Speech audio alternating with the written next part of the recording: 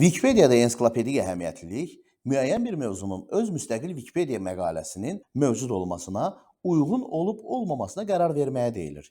Məqalələrin ensiklopedik əhəmiyyəti sadəcə məşhurluqdan ibarət deyil.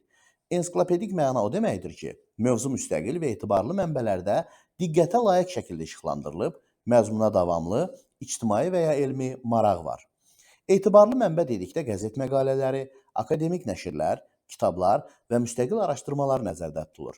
Sosial media paylaşımları və ya bloqlarda yazılmış mətnlər kifayət deyil. Məqalə yaradarkən əsas prinsip neytral olmaqdır.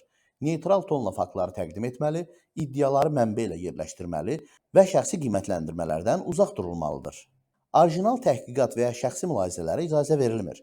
Ensiklopediyanın işi yeni nəzəriyyə irəli sürmək deyil, mövcud, yoxlanmış məlumatları toplamaq və sistemləşdirməkdir. Mənbələr və isnadlar məqalənin əsas hissəsidir. Hər mövzu üzrə faktlar müstəqil və etibarlı mənbələrlə təsdiqlənməlidir. Hər iddia üçün uyğun istinad əlavə etmək, mənbələrin etibarlılığını və mövzunun əhəmiyyətini göstərir. Şəxsi veb-saytlar, press-relslər, qeyri-peşəkar bloklardan istifadə olunmamalıdır. Hər şeyi dəqiqləşdirdikdən sonra uyğun məqalə adı seçilir. Ad qısa, dəqiq və neytral olmalıdır.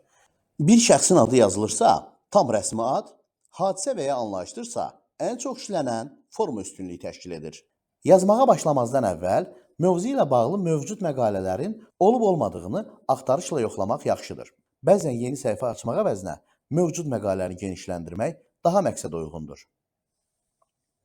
Məqalədə ilk abzas ən çox diqqət tələb edən hissədir. Burada mövzunun kim və ya nə olduğu və ən mühüm faktlar qısa, aydın və ensiklopedik dildə təqdim olunur. Giriş bölməsindən sonra məqalə məntiqli hissələrə ayrılır. Tarixi kontekst, fəaliyyət və ya xüsusiyyətlər, qəbul və tənqid, mövzunun təsiri və digər mühüm tərəflər. Bu hissələr xronoloji və ya tematik qaydada düzülə bilər, amma şəxsi fikir və qiymətləndirmələrdən uzaq olmalıdır. Əlavə vizual elementlər, şəkillər, cədvəllər, infografikalar materialı daha zəngin edir. Lisenziyası açıq və ya ictimai mülkiyyətə aid olan faydalardan istifadə etmək mütləqdir. Əks halda şəkil silinə bilər.